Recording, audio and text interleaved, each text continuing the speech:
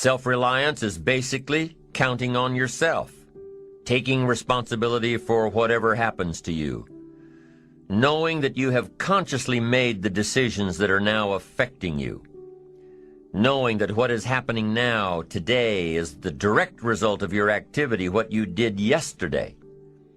Now, being self-reliant doesn't mean you can't work with others or trust others.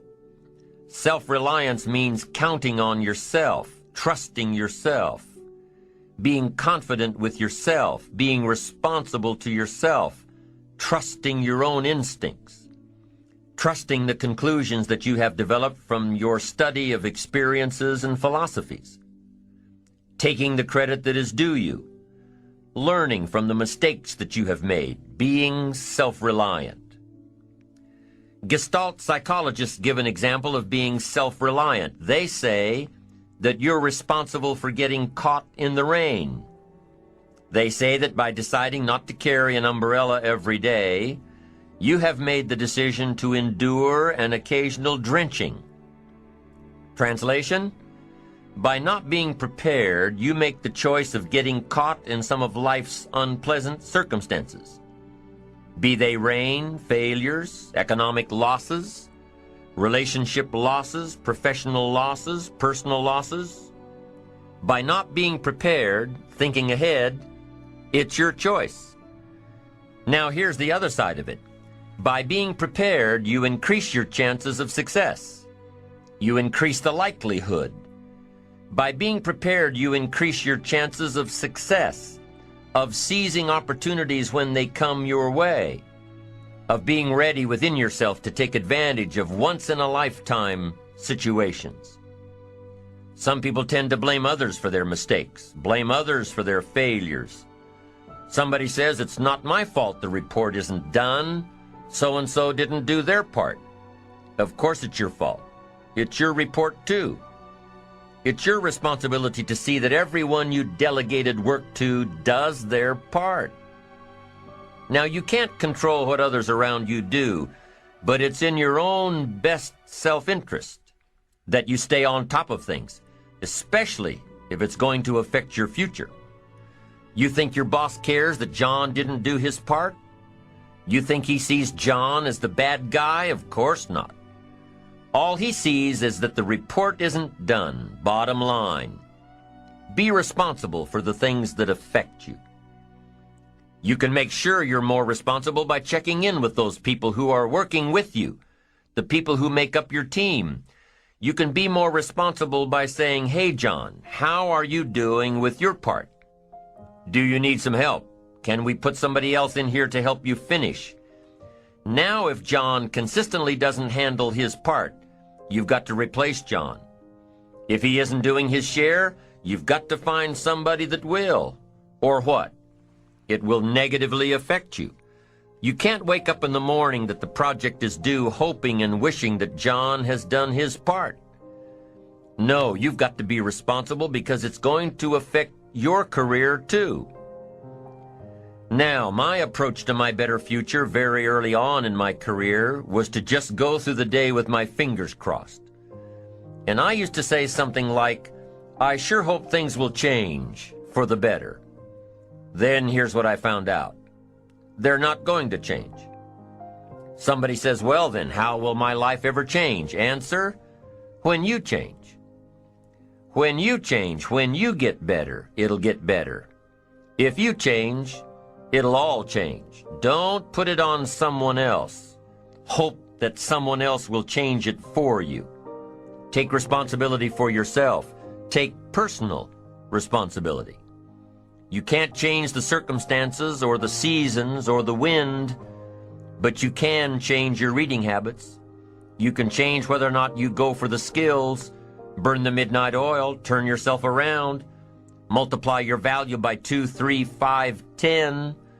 That you've got charge of. That you have control of.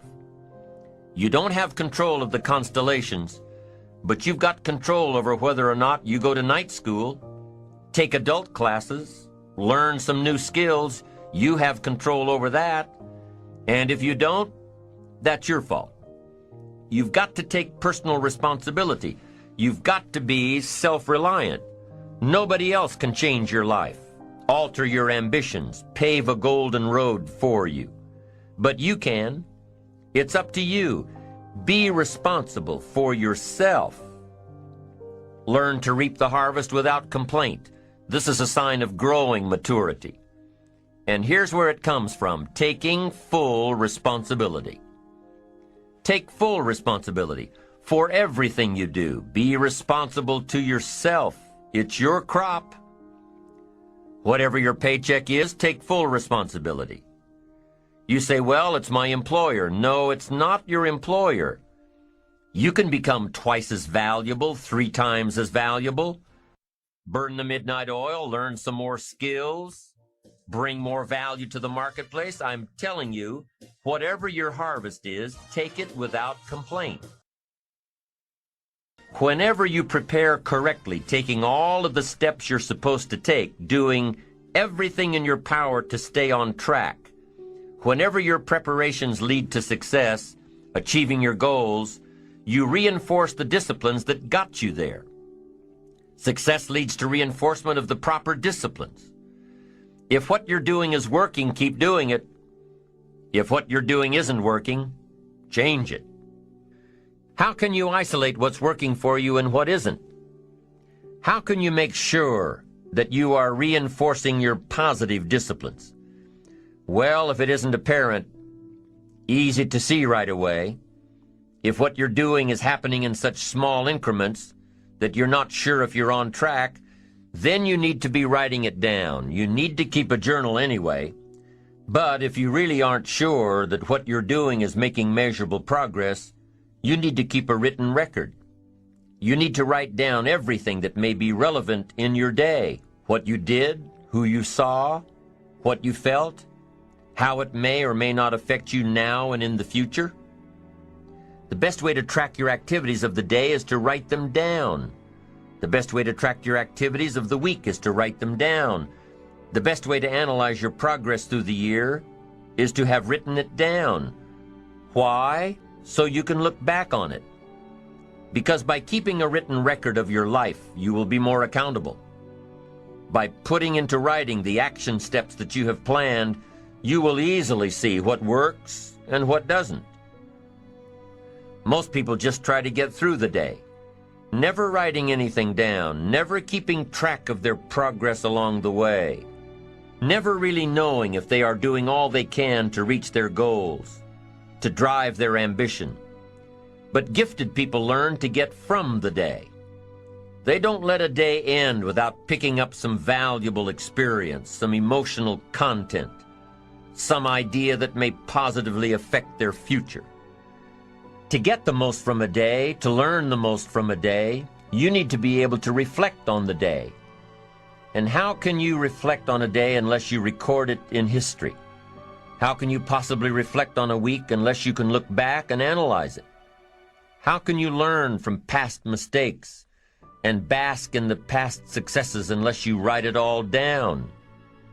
There's something magical in writing out a problem. It's almost as though when you start writing it out, you start figuring out ways to make it work. Perhaps the magic is that when you write it down, you can now be objective. You can start to see objectively where you fit into the picture. You can start to see if you are being responsible, if you are being self-reliant. You are pondering it. You are trying to figure it all out. The fact that it is now on paper actually creates a space between you and the problem. And in this space that you have created, now solutions have room to grow. You see, writing about events that occur helps you to understand exactly what is happening. When we describe life to ourselves only in our minds, our imaginations tend to feed back false information about how things are, distorted information.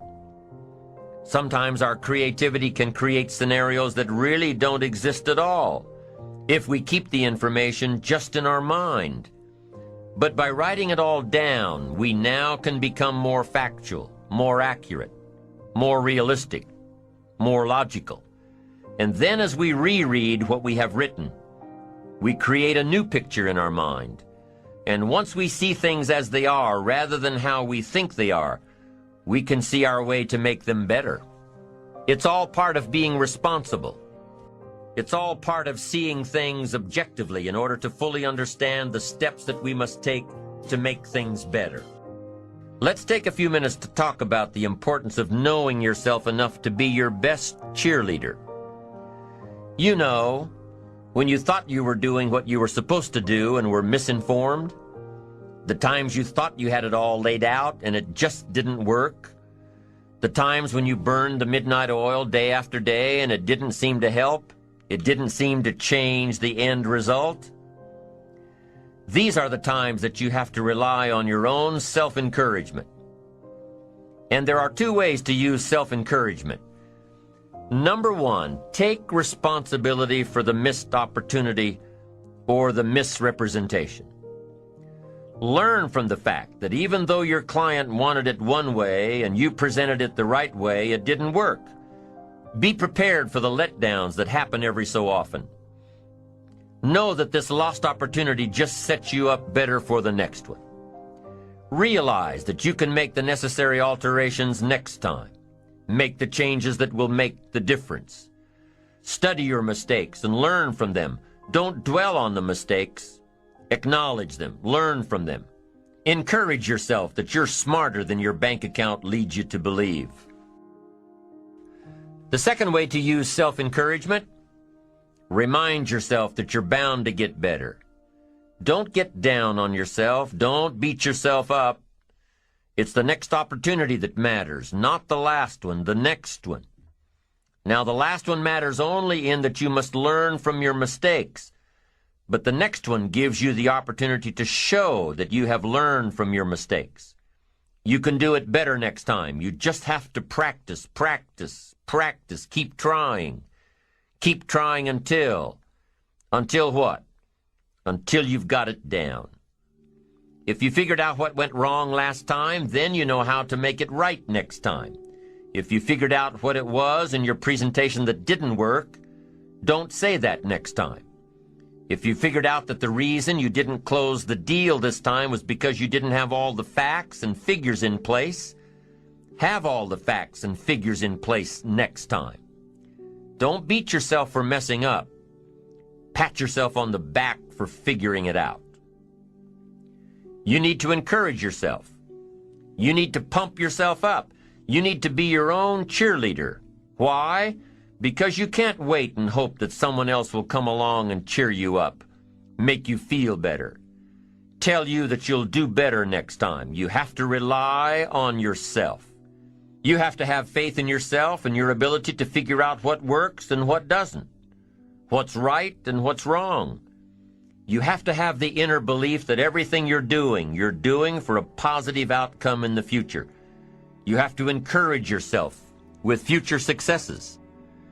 Number one way to use self-encouragement: take responsibility for missed opportunities and study your mistakes. Number two, don't get down on yourself. Encourage yourself with your future. Encourage yourself with your goals, your dreams, your ambition. Knowing that you've got a plan, knowing that you're taking the right steps, knowing that you're going to do it until. When you miss an opportunity, are unprepared for an opportunity, or suffer a setback while realizing your goals, when you miss out, you need to encourage yourself by immediately getting back into line. There's an old cowboy saying, fall off a horse 7 times, and you're a real cowboy. If you fall off a horse, get right back on. If you fall off track, get right back on. If you fall away from your disciplines, get right back to them. If you fall out of habit, get back into the habit. If you fall off, get back on. If you fall off the horse of habits or disciplines or progress. If you fall off the horse, get back on. It may be hard, it may be a bit frightening, but get back on. Keep your ambition alive and active and well. We must all suffer one of two pains, the pain of discipline or the pain of regret. If you don't spend an ounce of discipline, you'll most likely suffer tons of regret. Discipline weighs ounces. Regret weighs tons. It's much easier to be disciplined and have the money than to try to rationalize why you don't. I'm telling you, better a few disciplines than a lack of dignity. Don't wish for less problems, wish for more skills. Don't wish for less challenge, wish for more wisdom. Don't wish for it to change out there. Develop yourself to the point that you can truly and totally rely on yourself.